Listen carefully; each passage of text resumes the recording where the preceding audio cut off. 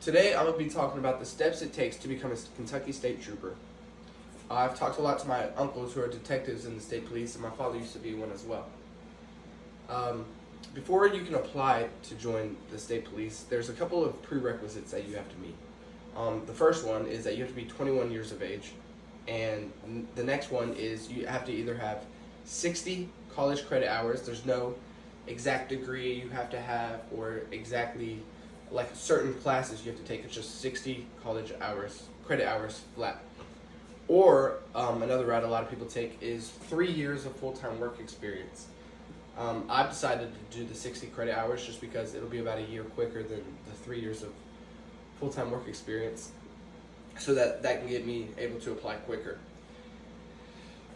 Once you've met all the prerequisites, then you can apply for the academy, and you'll go through the academy, which is 6 months long. It's the weekdays. You get to come home on the weekends, and there's a series of tests and training and physical training that you go through while you're there.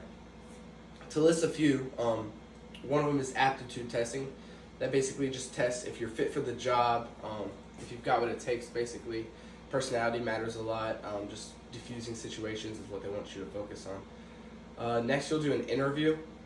They're basically just getting to know you, making sure you're a good guy, good woman, and that you're wanting to do the job for the right reasons. Another thing is a polygraph examination. It's basically a big word for a lie detector test. They'll just ask you a bunch of questions, and I've been told that the main thing is just honesty. Like if you answer honest, they won't really care, but if you lie about a few things, then they'll get a little mad at you. The next one you'll do is a physical agility test. This a lot of running. You do a lot of running there, a lot of push-ups, a lot of just very physical things to get you in shape for the job.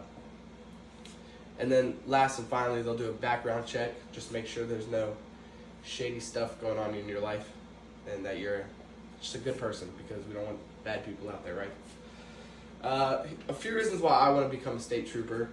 The biggest reason I think is I'm very interested in the job. I've always been told if you find something you love to do, it's not really work. And I think I'd really love this job.